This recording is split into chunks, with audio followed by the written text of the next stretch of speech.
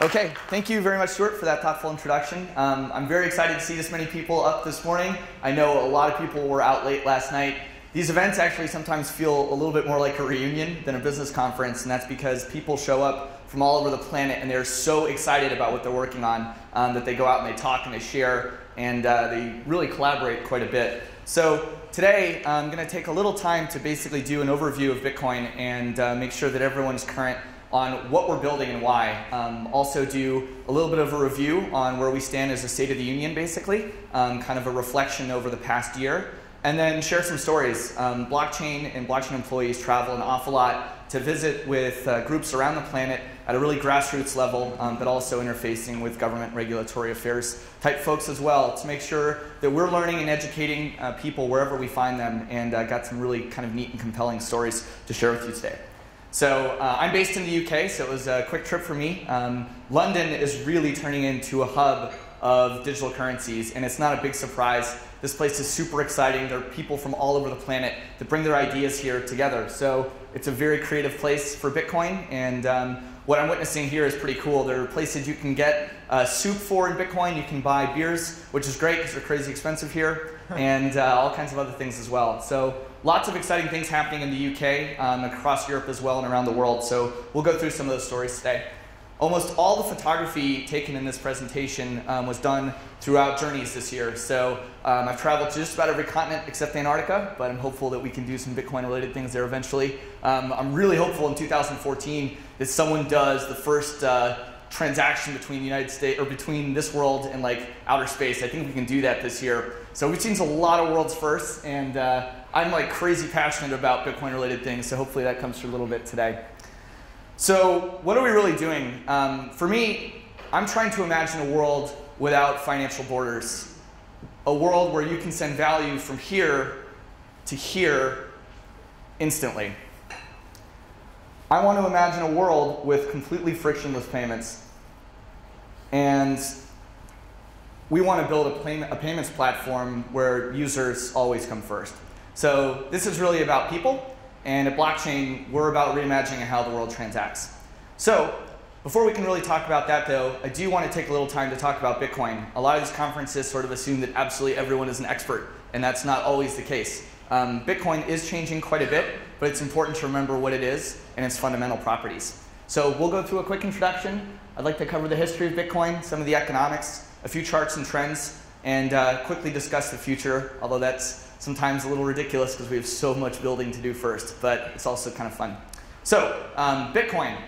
Bitcoin is a technology. It's often completely misunderstood, especially by our friends in the media. It's also a protocol, and it's a network.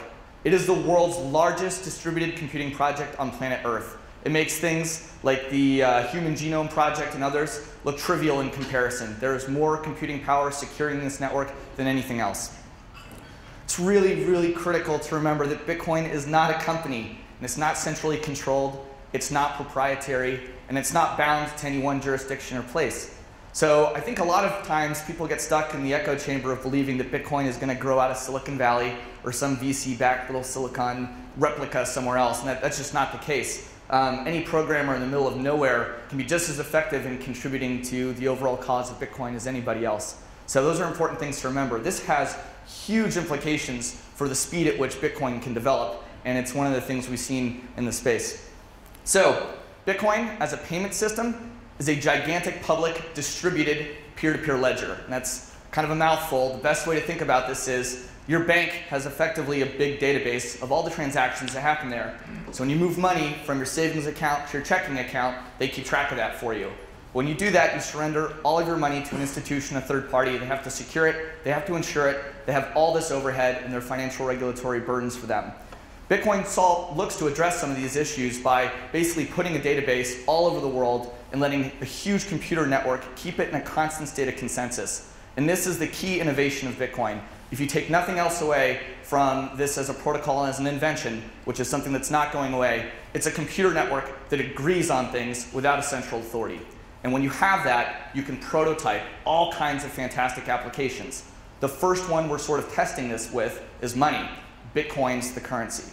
So in order to use this big network, you need to have the credits in order to ride the rails, and those are the Bitcoins. So when a transaction happens, it maybe moves from one person's wallet to another. It's publicly broadcasted to this giant spreadsheet that are stored on all these computers. And payments are happening all day long, every day. And I'll show you some of the speed at which these things are happening. Sometimes it's kind of hard to actually know what a Bitcoin transaction looks like. But this is what it could look like. So it starts off with maybe a blockchain wallet or a wallet from somebody else. You take a picture of a QR code, and then it sends money, and you can go look at it on a block explorer and instantly know that it went to the address that you sent it to. Now, we're not perfect.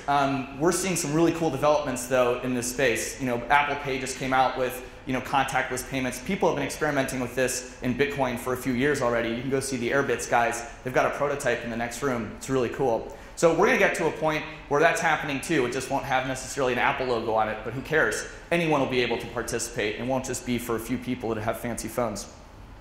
So the history of Bitcoin. It was introduced conceptually by a developer, a group of people, we don't really know. But it's an open source project, just kind of like no one really knows who invented the English language or the wheel. It's kind of irrelevant. It's for anybody to participate and use and work on, and the network launched in 2009 as an open source project. In 2010, some very basic marketplaces were formed. The first transaction in the history of Bitcoin happened when someone sold a pizza for 10,000 Bitcoins. So if you do some quick math, you'll know that's probably the most expensive pizza in the history of time. But as soon as people discovered that there was value to being able to send something from one place to anywhere else in the world instantly, basically for free, it immediately created a value for Bitcoins, the currency. And the first transaction ever was for a pizza. So in Bitcoin land, there's a pizza day where everyone in the Bitcoin space goes out and orders pizza in honor of this first transaction. So in 2011, we saw accelerated interest in Bitcoin, and there started to be some seed capital that moved into Bitcoin-related projects. 2012, a few thousand merchants around the world started to accept Bitcoin. And 2013, I think, was really the year where there was a huge amount of attention on it. People started really sort of being curious about what this thing was and how it worked, and so more money poured into Bitcoin. So Bitcoin's the currency. How does it work? Well, Bitcoins come into circulation through a process called mining, and this is one of the more complicated aspects of Bitcoin. But basically, computers that people use all over the planet keep the network secure by verifying all these transactions, and when they do that, they're rewarded every once in a while with newly minted coins.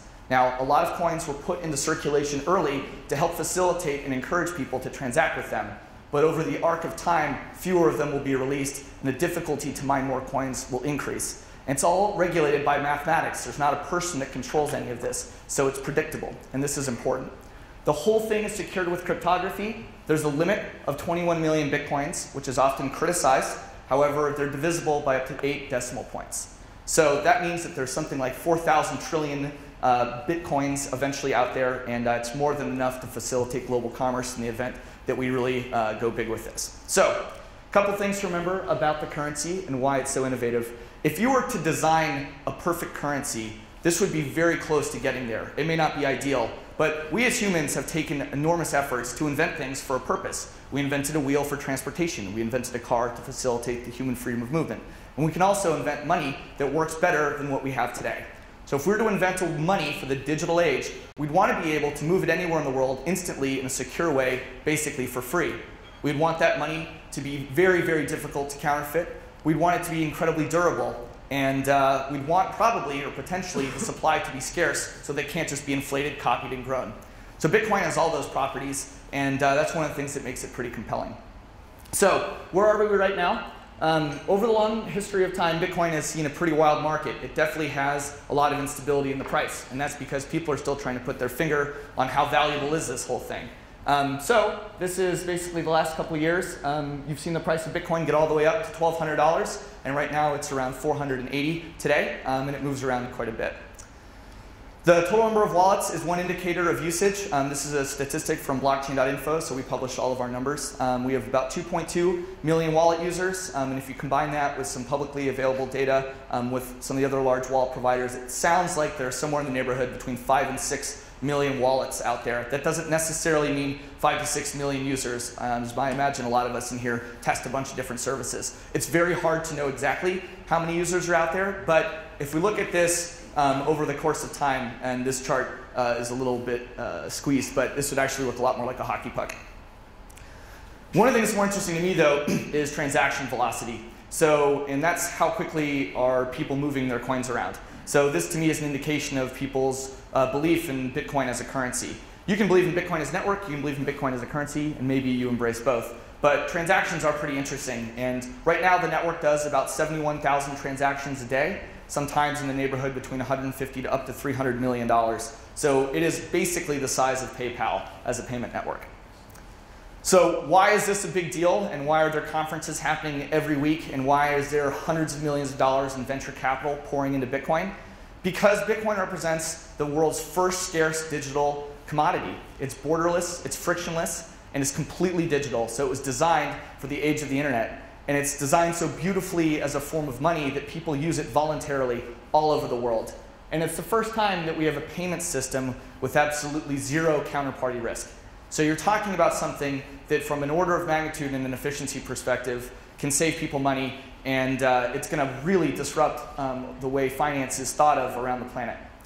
So where's Bitcoin headed in the future? There's some really innovative ideas, and there's some people here you should probably visit with that spend a lot more time working on those things than me. But Bitcoin is going to be used in a variety of different digital property rights capacities. Bitcoins as a currency is just sort of one example of that. But you'll hear smart contracts as an example, or maybe the ability to, I don't know, store your property right to your house or a car or a stock in a public blockchain. Those things are all on the table as well. So that creates a lot of interest in Bitcoin because you don't have to come necessarily from a finance background or a software background. You could be in insurance, or you could be a broker, or you could come from a variety of places and start to see how this technology is applicable to your business. So that's one of the things I like to do, is kind of challenge and encourage anyone to start sharing these ideas with people, because it creates inspiration and they come out and help build. So one of the things I start to expect is that Bitcoin will definitely be interesting for remittance payments. These are cross-border payments where people send money back home to their families. It's definitely a big deal there. Western Union, MoneyGram, a lot of these other businesses have very high fees, and it still takes time to move that money across borders. Bitcoin will definitely confront those businesses. M-Pesa is a digital credit system in Kenya, and I think that Bitcoin as an open source solution will probably challenge those types of regimes as well. And then basically a lot of other types of financial services. There are 2.5 billion people on planet Earth that do not have access to financial services. They have just been completely ignored. So with a smartphone, you can put a piece of software on there that gives them access to a financial system that allows them to transact with anyone, anywhere on planet Earth instantly, basically for free. So if you compare that with what's in your wallet, that's pretty compelling. Now, it doesn't have to be for buying a house or buying a car or shopping on eBay or Amazon. Most of these transactions that happen in Frontier in the third world are cash payments anyway. And they already have smartphones in a lot of these places. So this stuff is going to take some time to build out, but it is kind of a digital inevitability. Okay, so I'm going to take a little time to talk about what's going on with blockchain. We've had a lot of firsts in the last couple of years. We launched, just so you guys know, in 2011. So we're one of the older Bitcoin companies. Initially, we were built as a website to study currency statistics and look at the Bitcoin blockchain. So the site was basically built as an interpreter of all the transactions that are happening in real time. And it's kind of a fun place to take someone if they've never seen Bitcoin before. It's a little intimidating because there are a lot of numbers going on, but you can actually see the transactions happening in real time right on the homepage. And it's kind of fun. If you watch it for long enough, you'll see a $10,000 or $100,000 transaction. And it's like a heartbeat for a new digital economy. It's kind of neat. So we launched our wallet in November of 2011. We immediately open sourced all of the software that it works on. And we also documented and open sourced all of our APIs that we build on as well. We went mobile right away with an Android wallet and an iOS wallet. We went multi-language right after that. It's always been our belief that Bitcoin was going to be growing all over the planet at the same time, so we wanted to be helping people wherever they are start to use Bitcoin. We had 1 million users in January of this year, and in the spring, then we launched a merchant app, which was kind of a fun project. We're trying to encourage adoption at a local level no matter where. So again, we open sourced this app. In the spring, we negotiated a long-term deal to manage Bitcoin.com as a web property. So we've got a lot of ambitious plans for that, but right now it's essentially kind of a landing page to help coach new users on what Bitcoin is. And someone was talking about the need to improve education in Bitcoin, and this is a huge deal. We need people to help with that.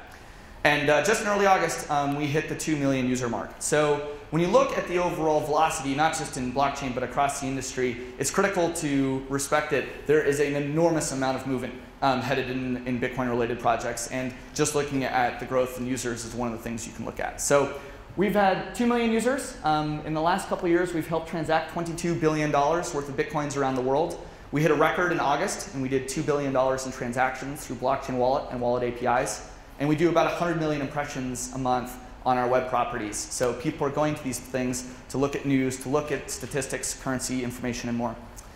So PayPal is an example of a company in fintech that was really well respected, and everyone was very interested in how it grew and was successful. I wanted to take a quick moment to share with you a chart that shows their growth charted against blockchains.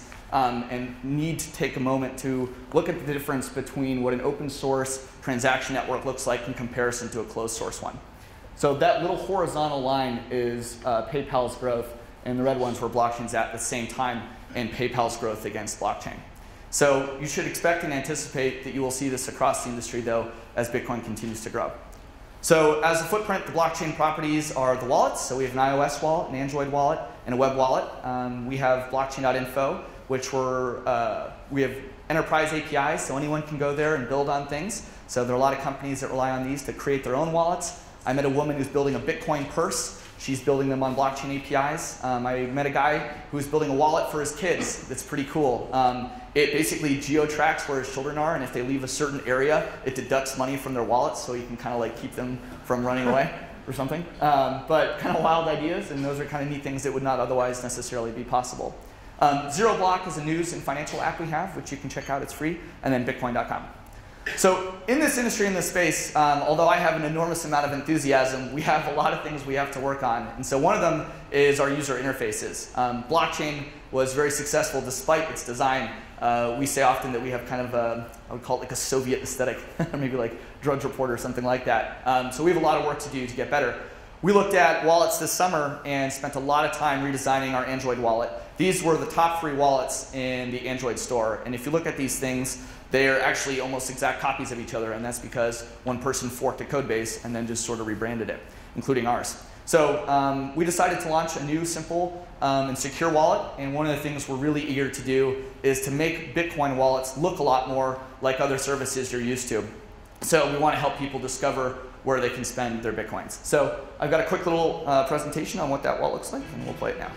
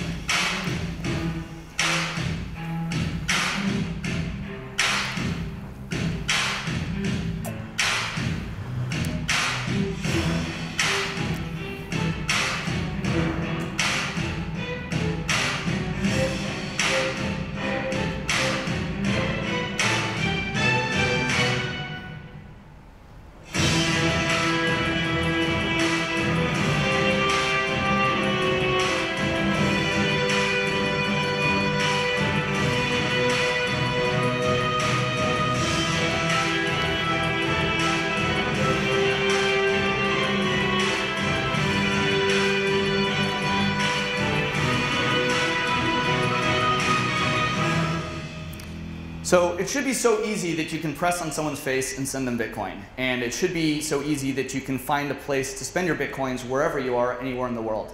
So this summer, that's one of the things we worked on. And we just launched this wallet 5 weeks ago. We've seen 50,000 downloads or so in 4.5 weeks. So just for any entrepreneurs that are working out there, there's a huge amount of space and runway to build completely new wallet services, and encourage you guys to start experimenting. Our approach is just one, and there are lots of ways to get this right. So here are some of the screens from the Android wallet. We'll skip through these quickly because you can go download it and check it out yourself if you want. So contact integration, simple things. These aren't necessarily that innovative, but they just hadn't really been done effectively. So those are all things we're working on. and the merchant map was kind of a big deal. We actually went through and called every single one of these places to make sure that they're actually accepting Bitcoin. And that's because oftentimes there are like stories that pop up on Reddit and someone says that they went to a place, they don't really accept it anymore. So our intern Kevin had a fantastic time doing that this summer, but he's been super helpful. So, all right, this place is actually in London here, you can check it out. Back this fall, I'm going to go through some personal stories now. This spring we launched our merchant map, and this guy is named Sofiane. He lives in Paris. He runs a tiny little bar. He's from Algeria, and it was always his dream to basically run his own business. He immediately understood the value of Bitcoin, and we went and brought him an Android tablet during the night that he decided to start accepting Bitcoin. And he did about 1,200 euros worth of transactions that night. And it was awesome. Right on his screen, you could see all the payments coming through instantly. He stores and keeps all of his Bitcoins. He doesn't sell them. And that's because he believes longer term they'll be more valuable for him. This guy's name's Francesco. He lives in Bristol, and his wife is Francesca. He was a flight attendant, and she was a stewardess or something. And they're from Italy. They decided to open a deli together, and they source a lot of expensive things from Italy, from their hometown village. And he accepts Bitcoin using the blockchain merchant app. He actually is trying to build a closed-loop economy so that he can buy his goods and save a little bit on his margins. So kind of a nice guy. This woman's named Suzanne. She's from the Canton region in China, and she also accepts Bitcoin at the Sandwicherie in Paris as well. And right there, she uses these. She does not accept credit cards. She's got a big sign that says that. It's because it takes too long to process the transactions. So not only does she save money, but she moves students through her line a little bit faster with Bitcoin wallets. This was the first transaction in a bar in Santiago, Chile. So you've got American football on one screen, you've got soccer, and on the far right is the Bitcoin blockchain, or transactions coming through. And that was CNN filming the first Bitcoin transaction at a bar in South America. Across the world, there are university students that are now forming groups studying digital currencies. There's a huge one in the United States called the CCN. This is University of Pennsylvania. In China, there are groups forming every single week. They have meetups. They talk about what's happening in Bitcoin. Trust me, the millennials understand digital currency. They're going to expect it. And they also don't want to pay for these things. They don't want to pay for their email, they don't want to pay for their storage, and they're not going to want to pay for the financial services in the future. So Bitcoin is a really nice fit for them. This photo was taken on the border between Argentina and Chile, and it's called La Valle de la Luna. It's the Moon Valley. In Bitcoin, we kind of joke that we're always hoping the price would go to the moon. So I threw this picture in there. I've got a couple other ones. This is a sunrise in Morocco. I don't really know why these are in here, but just some nice photography. This is a ranch in Chile that accepts Bitcoin to go fly fishing. This is Mount Toubkal in Morocco, summiting. And then I had a kind of an interesting epiphany this summer. I was visiting my sister, who is in Morocco. She's in the Peace Corps and spends most of her life volunteering in women's organizations there. She makes about $200 a day, so I like to go visit her once in a while and just sort of live with her and kind of get a little bit of a different view on life. We went on a camel trek through the Saharan desert, and I've told this story a lot this year, but it really was one of the most important and informative moments of my life. We hadn't seen an electrical pole or a power outlet or anything for over a week, and we were traveling through the desert with a Berber guide in this absolutely stunning blue jalaba, and we were watching the sunset over these dunes, and there were like the little dung beetles moving around, and it was like a perfect Arabian night.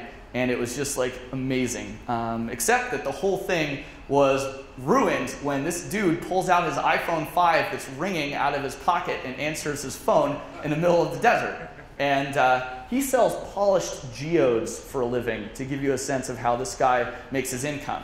But we set him up with a blockchain wallet that day, and I paid him a little bit of Bitcoin for his help. But to me, to realize that someone in North Africa could have access to effectively and potentially a better financial system than the one we're used to in the first world was a really important moment for me.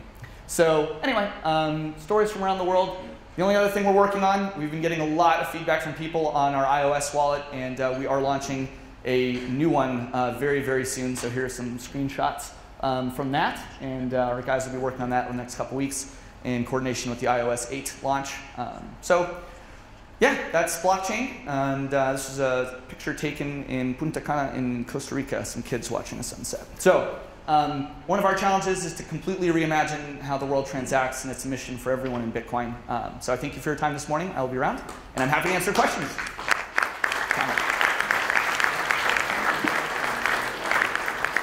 Very Great job. Nice, energetic keynote. Good way to start today. So, any questions? Anybody have a question? Bring the microphone up. Yeah, just stand up and tell us where you're from, so he knows who you are. Hi, everybody. I'm Kendall Hunt, Chairman and CEO of Vasco Data Security. We're the leading provider of strong authentication to banks around the world, and this is my first BitCom conference. My question as a businessman is, how do you make money at this venture? Thank you, Kendall. We get asked that question quite a bit.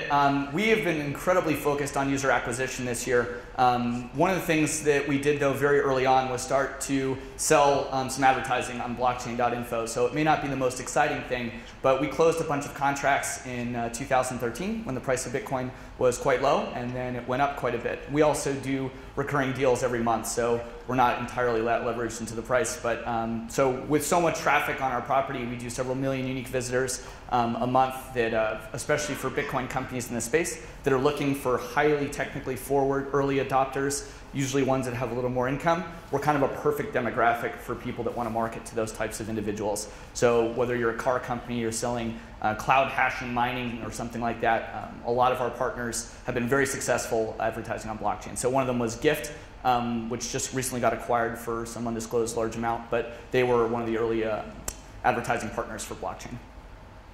Great. Any other questions back here in the back? On the side? In front? Yeah, question. Please stand up. My name's Andrew. It's all well and good having the blockchain, and if you're going to send money, it assumes you've already got Bitcoin. I think the issue is acquiring Bitcoin. If I want to send $10,000 to my friend in America, I'm going to send $10,000 to an exchange, buy Bitcoin, send the money to my friend, then he's going to sell the coins on an exchange, and then take the money out. There's charges all along the way. Sending the Bitcoins costs hardly anything, but the transfer money from my bank to the exchange costs money. Buying the Bitcoins on the exchange is a charge, and selling the Bitcoins on the other exchange is a charge. And taking the money out of the exchange to the other person's bank is also a charge.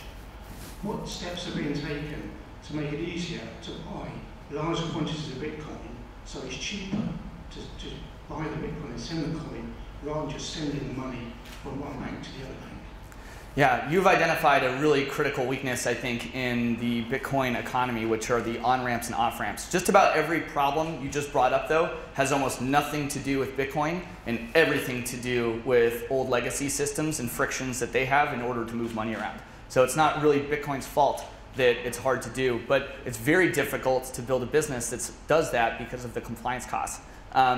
My belief is that there are really three ways to kind of get Bitcoins today. One is to go buy them at an exchange. Two is to mine them, a little more complicated, and that has capital costs. The third is to start to accept them or ask your employer to pay some of your salary in Bitcoin. There are now companies that do that. So actually they'll deposit 60% of your salary directly into your bank account in US dollars or sterling, and the rest can be sent to you in Bitcoin.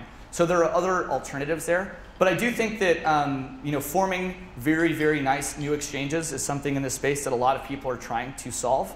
And Circle and Jeremy Allaire are doing a nice job with that. You've got Coinbase United States, it's a fellow here in Europe, ANX out of Hong Kong. A year ago, there were maybe 10 exchanges in the world. There are probably 150 right now, and I'm sure there's another 50 in the pipeline coming online. There's a lot of latency in the development of services and software. So despite how much money moved in from a venture capital perspective earlier this year, it takes some time for those things to come online. But I agree that it takes too long, and it's an intimidating process. If it's going to take 6 days to get these Bitcoins, I mean, that's too long. So there are all other ways. You can use localbitcoins.com for smaller amounts, but it's not necessarily the best solution either. All right, great. One more question in the front. Let me just get the mic over there. Stand up.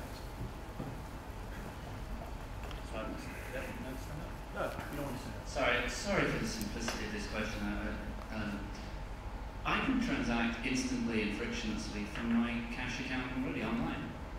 Yeah, so in Britain... What is the difference? Okay, I will challenge you to set up a new bank account today or download a blockchain wallet and see the difference in the conversion process. And then you should try and send that money not between a bank account here in Britain and a friend in Britain, but try and send that money even $100 into any other place on the planet, and you'll see how hard and challenging that is. So that's accurate. In the UK, it's very easy to actually send bank transfers back and forth, and it's one of the nicer financial services that's available here. So keep in mind that there are totally unique challenges in other places, and while that problem may be solved nicely in the United Kingdom, there are definitely other places where it's not. But I think especially in cross-border payments, you'll see a lot more benefit and less friction in your transactions than you would with a bank account. Hi, my name is Errol from Cary Business School. I have a question. Apple has entered the payments landscape. How do you assess for yourself, or for blockchain or Bitcoin in general? Can you rephrase your question? How would you assess the situation? Apple has entered the payment landscape, and how would you consider it? How do you assess this? Yeah, so Apple is the world's leading technical consumer brand, and the fact that they just launched Apple Pay, I think, is a really good thing for Bitcoin. It's very unusual for something like that to kind of come into the dialogue in the public around how do payments work and function.